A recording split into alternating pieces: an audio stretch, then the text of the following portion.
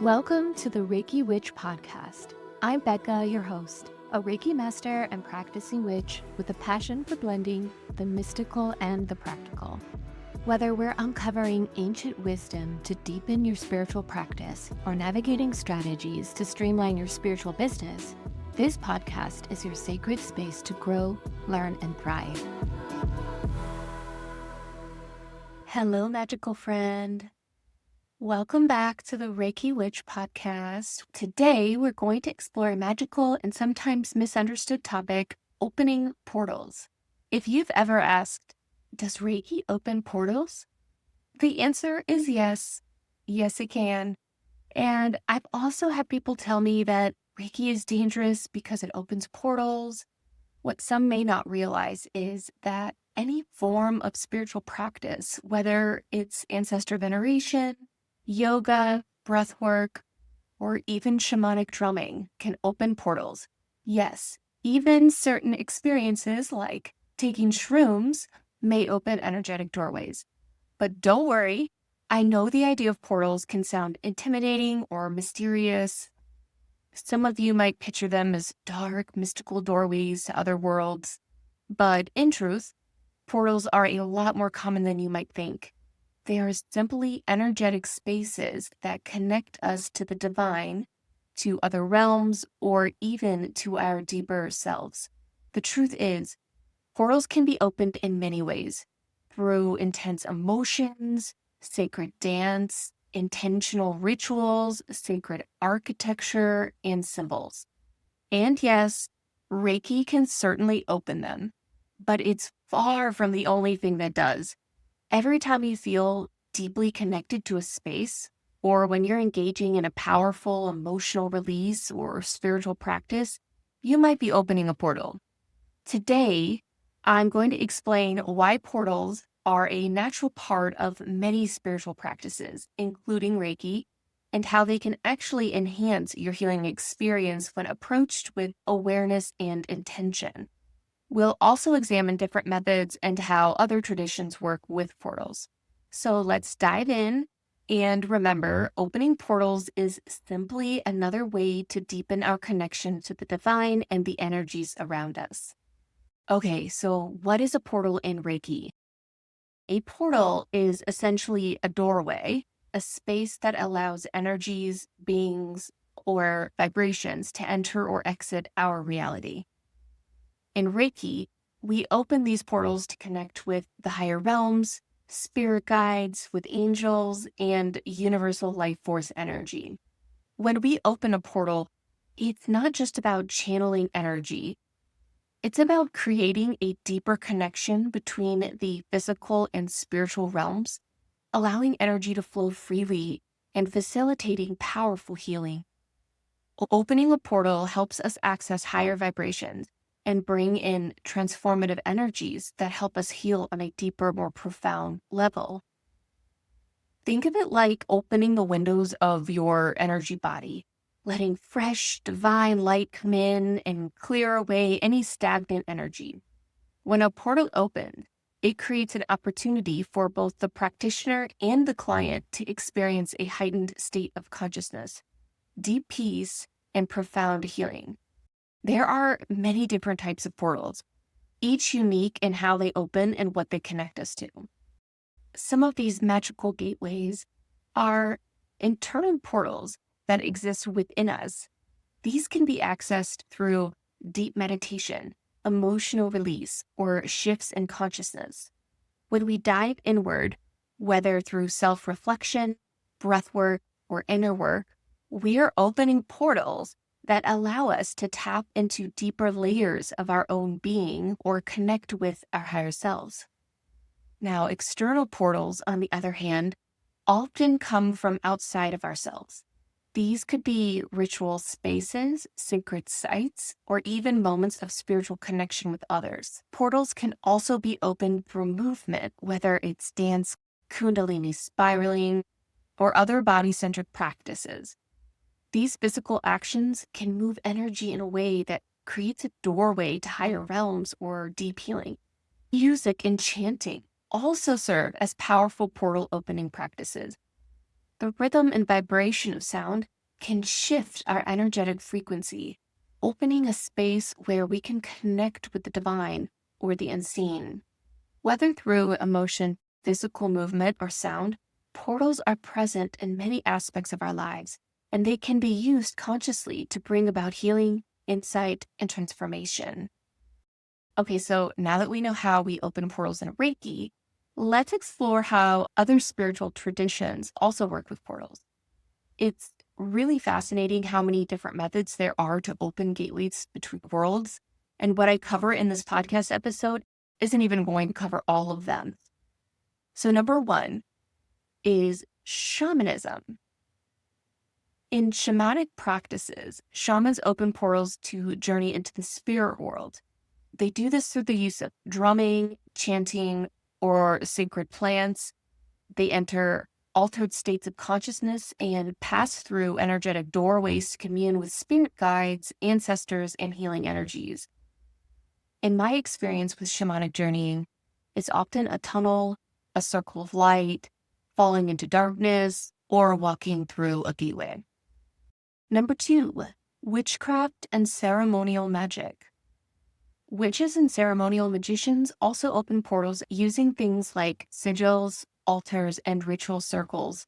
By calling in the elements or inviting spirits, they open a portal to connect with the divine or the unseen world.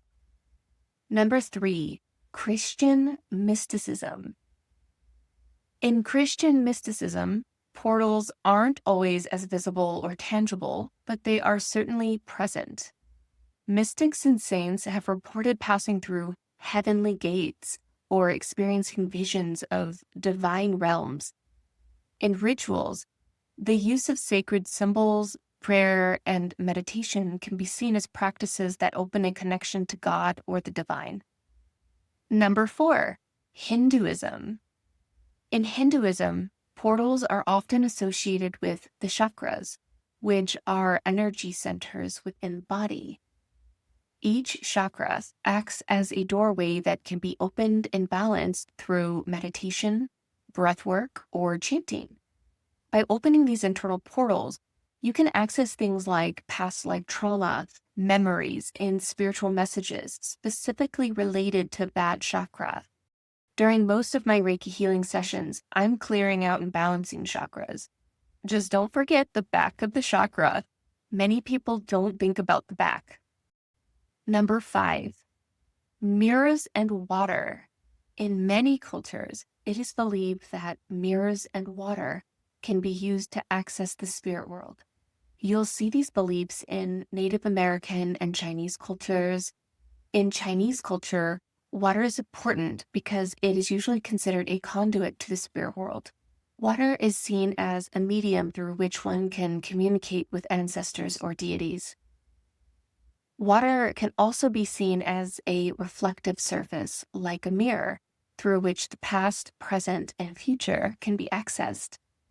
And in certain voodoo practices, mirrors are often covered, especially following a death, to prevent the soul of the deceased from becoming trapped or using the mirror as a gateway to the living world. Mirrors are also believed to have the ability to allow spirits to pass through, and covering them is seen as a protective measure to shield against any unwanted spiritual interference. Number six, tarot and pendulums. Tarot cards and pendulums are well-known tools for divination, and in many ways, they serve as portals for connecting with the higher self, spirit guides, or other unseen energies. Tarot has very rich symbolism, and it allows us to open energetic pathways that lead us to deeper insights and messages. Each card in a tarot deck is like a doorway that holds access to certain energies, archetypes, and realms. As a practitioner, by focusing on your attention and asking specific questions, you can open a portal to receive guidance from spiritual sources. Now, pendulums work in a similar way, acting as a divinatory tool that responds to subtle energetic movements. The pendulum's motion, whether swinging, swirling, or still, can open a direct connection to the spirit realm, providing answers or guidance based on the movement. You can use pendulums to communicate with your wounded parts or your higher self. You can also use pendulums to talk with spirits. And you could also use pendulums in Reiki to check on the health of chakras. Both tarot and pendulums use energetic channels that open up a space for communication between our world and the divine. Number 7, breathwork. Breathwork is an incredibly powerful tool for accessing altered states of consciousness and therefore opening portals to spiritual or transformative experiences. By intentionally controlling the breath, we can shift our awareness and open doorways to higher realms. Techniques like holotropic breathwork, which involves rapid, connected breathing, allows us to enter non-ordinary states of consciousness. This practice can help you access deeper layers of your psyche, repressed emotions, and even spiritual realms, making it a way to open portals that facilitate deep healing and transformation. Number 8, dancing and movement. Movement, whether it's in religious ceremonies, sacred rituals, or as part of personal expression, can serve as a powerful practice. In various cultures, dance is used to enter trance states and communicate with the divine. Have you ever been in church and you're dancing and singing and you're feeling your vibrations rise? The vibrations of the entire building is rising. And then maybe you start feeling the spirit enter your body. Yep, that's opening a portal. When you see people speaking in tongues and losing themselves in dance and almost go into a trance while singing and dancing in church, a portal has been opened. So many traditions use dance and movement to raise energy, to connect each other in community, and yes, sometimes during spiritual rituals to open portals and connect with the other world. You'll see this in traditional African, Middle Eastern, and Native American ceremonies. You'll also see this in Romani traditions as well. But it doesn't stop there. There are so many other examples. This is just a few. You could also say it's the same as going to a club or a rave. If you listen to EDM or trance music, have you ever been able to go into a trance? So while the term portal is often associated with spiritual practices like rituals or divination, it can also refer to any moment or space with a significant shift in consciousness, energy, or connection. In the case of a rave, the music, the rhythm, and communal experience can serve as a form of collective energy, opening a space where people transcend their individual experiences and they start becoming a part of something larger than themselves. The combination of the music's frequency, the energy of the crowd, and the shared experience can allow participants to feel more connected to each other, to the present moment, and to a greater universal energy. Much like how a traditional ritual or dance in a spiritual context might facilitate a connection to the spirit world. My first experience going into trance was actually when I used to go clubbing a lot, and I would get completely consumed by the music and the dancing. The music would just take over my body, and I would go into this deep trance and just lose myself. And this was before, by the way, this was before I drank alcohol, okay? And no, I was not on drugs. I've actually never done drugs because I always researched them heavily before trying them. My plan when I was younger was to always take them safely and planned. And well, after researching them, that was enough for me to just never want to try them. So I still have never met anyone that researched how to take a drug before trying it. I don't know how, but the music was just always enough for me. And not just me going into trance, but I could also just feel everyone connected. And the DJs, if you've ever talked to a DJ, they'll talk about this, right? How there is a method, there is a system to how they DJ to keep the waves going, right? The energy up, and then they lower the energy with certain songs so that people want to go to the bars and go to the bathroom, things like that. And so DJs understand it. They understand the energy aspect. But when you let yourself fall into those deeper trance-like states, even at the club or at a rave, you will feel everyone connected and everyone just on the same frequency, on the same wavelength. And it's just the most magical thing. And I hope everyone gets to experience it if you have not experienced it yet. So in the context of sacred or spiritual dances, whether it's in a church, a temple, or other sacred space, the dancer moves between worlds, using their body as a conduit for divine energy. This energetic shift through movement can serve as a powerful means of opening portals to receive divine insight, connection to ancestors, or union with the divine.